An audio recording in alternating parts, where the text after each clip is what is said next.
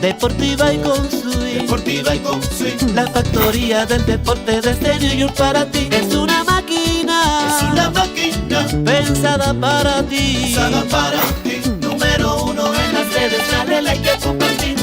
Con informaciones importantes siempre frescas. Y con entrevistas que te ponen de cabeza. Lo mejor del deporte lo encontrarás aquí. Búscale en las redes, dale like y compartir. Suscríbete, Ay sí, infórmate. ok. Dale a la campana para que te llegue. How would you sum up your emotions tonight overall? Man, first I was trying to get enough sleep last night, landing at 3 a.m. and then just not going to bed till 6. So I was just trying to ground myself as much as possible today and just prepare for the warm reception from a lot of supporters of the organization, of me, just the journey thus far. So I don't take it for granted what happened tonight. It was historic. I'm grateful that I got a chance to be out there with my brothers and, just leave it all out there. Not the result we wanted. I didn't shoot as well as I wanted. Basically, none of the things I had hoped for going well tonight just didn't happen. And that's just the flow of basketball. And, mentally, physically, emotionally, spiritually, I felt okay. But just the jump shot wasn't falling tonight and we weren't hitting shots. So not the result we wanted, but, definitely grateful that we were part of history tonight and I got to do it here. You played on the biggest stages before, so this didn't compare to a finals, but was there nerves, or how would you describe the feeling as your name is called or you enter the building? I wish we had a day rest at least, you know what I'm saying? But, playing on a back-to-back against a good Charlotte team, they've been playing well lately. We knew it was going to be a dogfight. So, like I said, not the result we wanted, but we can definitely learn, grow from this, and just taking the moment now that it's done. Now we can move on. Now that everybody can move on, especially in the locker room, limited distractions, no fear, and next game will be better. Kyrie, you said yesterday it was going to be a bit weird going from a road game to a home game after your situation. This was your first back-to-back in roughly 2 months. I know you didn't play 40 minutes last night in Miami. Did you think that impacted your play total today? Yeah, I think it impacted everybody. Shots that we usually make, plays that we usually make, we just weren't at our standard tonight. And, we take full accountability. I take full accountability. 6 for 22, 40 minutes on a back-to-back. I think I could have made a bigger impact on the game, just taking my time a little bit more and just let the game come to me. But definitely when you're out there and you hear the crowd reactions, you hear everything that's going on, try not to be a distraction, but it is what it is. And I'm grateful that we can move forward. But, tonight, my presence out there was just bigger than the basketball game. It's just representing a lot of individuals that are out there in a similar situation as me. And now that I could play, I think it should be opened up for everybody. So. Kyrie, Kevin's been really complimentary of the younger generation of basketball players in the league right now. So what do you make of LaMelo and the game that he had and just the player he is? It seems as though we've watched him grow up in basically the public eye since he was 14. And here he is with us with a long career ahead of him. So there's definitely an impression that he leaves on us every time we play. And, he knows that in order to earn his respect in this league, he not only has to pay his dues, but he just has to bring it every single time against the best. And I feel like he's been doing that lately. Obviously, he's done it in his short career, but against, the good teams, the great teams in this league, you really want to see him show that poise, show his talent, and see how he makes everybody better. So to be doing it at a young age like that, he falls in line with a lot of the greats that have come before him. And, he's just trailblazing his own path. One thing that you have as a young player, especially when you get drafted high in the order and there are a lot of expectations, you want to leave your legacy early, but you understand it's a long game.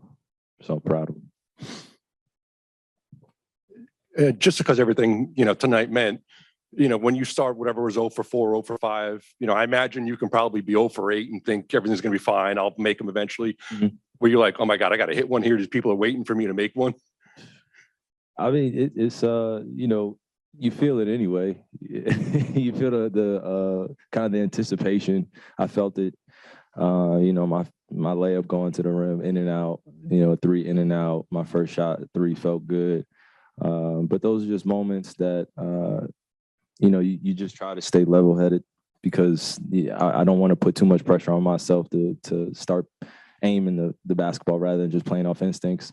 So, like I said before, I think these are lessons you can learn from, that I can learn from moving forward. But I'm just glad it's done. I played my first home game, and I know the next one will be a lot better. Kyrie, you guys are tied for 8th now with 7 games to go. Obviously, a lot of where you guys are in the standings has to do with your absence for a few months there too. What do you think of the challenge that now lies ahead with so little time to kind of pull this together and try to obviously first make the playoffs before making a finals run? And also, how much have you considered where you guys might have been had you been able to play? I mean, honestly, there's no time to consider the past. It's not going to do anybody in our locker room or anybody any justice. Thinking about what could have been, the shoulds and the couldas. We only can control what we can control moving forward.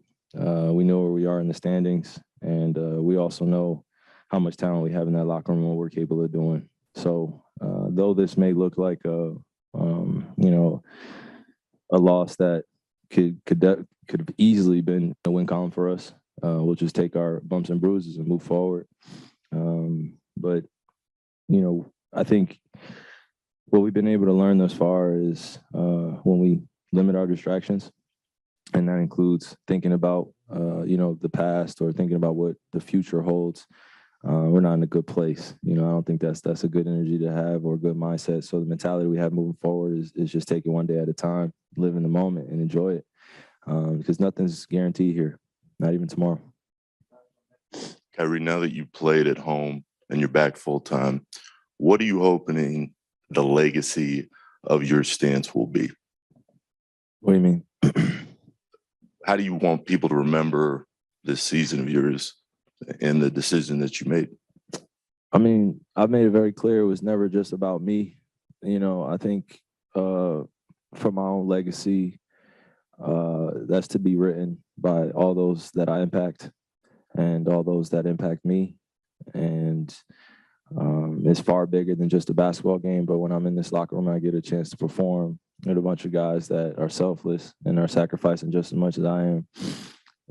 It makes it worthwhile. And that's the only thing that I'm really focused on is the now and getting back ready for the next game and just going from there. But the point of this season for me was never to just take a stand. It was really to make sure that I'm standing on what I believe in and freedom. Freedom. I don't think that's a word that gets defined enough in our society, about the freedom to make choices with your life without someone telling you what the fuck to do. And whether that carries over into nuances of our society that, politicians control, the government controls, or things people that empower, the powers may be, right, that control. I'm standing for freedom. So that's in all facets of my life. And there's nobody that's enslaving me. There's nobody telling me what I'm going to do with my life. And that's just the way I am. And if I get tarnished, in terms of my image, and people try to slander my name continuously because, those aren't things that I forget. I haven't forgotten anything that anybody said. I don't read everything, but I definitely read some things that put my family's name in a certain position that I believe are unfair. I've been discriminated against. People have said things that have been biased. They've gone against their own morals. And where we live in today, I have such a strong moral code of just being honest, being truthful, following God's guidance, and just living with the results. But in terms of that, that's a selfless. I'm a servant, so I'm comfortable being in that position.